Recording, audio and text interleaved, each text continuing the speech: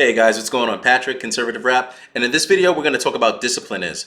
What discipline requires in order to be attained and how to attain it. I don't think we need to talk too much about why it's important, right? I like the word discipline because my fascination with self-control really is what got me into conservative thinking as a whole. And I think we're all aware in order for us to take back the culture, self-discipline and self-control is, ultimately a fundamental element of that.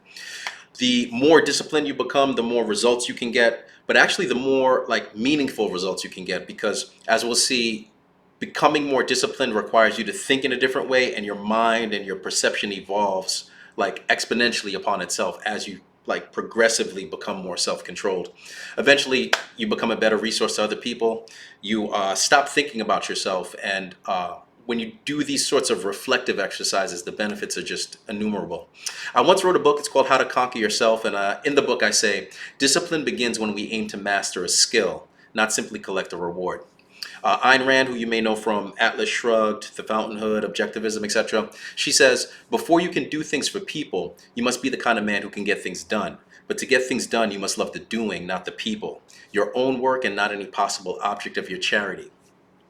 The word discipline has several definitions, and the more we delve into it, the more illumination, the more light we can shine on how to like develop it. The first framing or the first definition for self-control is controlled behavior, right?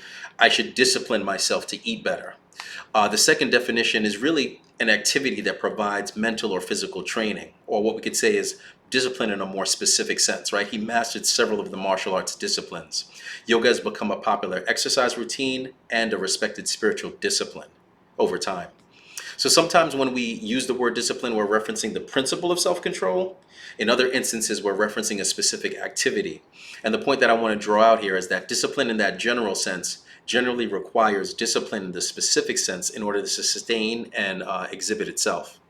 You can't be focused and dedicated over the long term without something specific like a craft or a creative skill to be focused on and dedicated for. Musical instrument, certain type of cuisine, social movement, activist campaign. You'll typically need a particular pathway to hone in on and centralize your efforts around in order to cultivate discipline.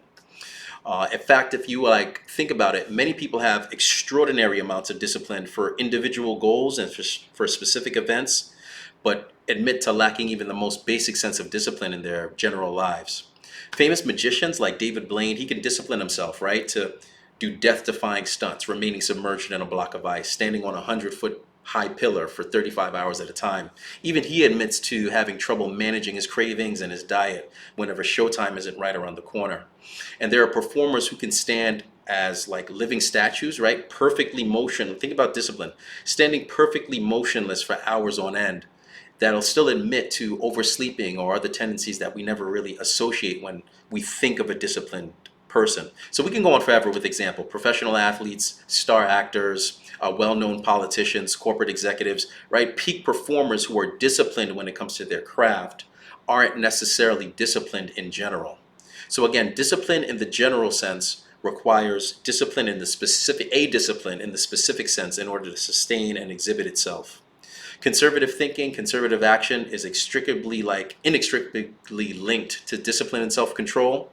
And again, discipline begins when we aim to master a skill, not simply collect a reward. It's kind of philosophic if you think about it, because in a commercialized society, we are very materialistic. We set goals and we think about what we're going to obtain by achieving them, as opposed to the identity shift, being really focused on the craft itself.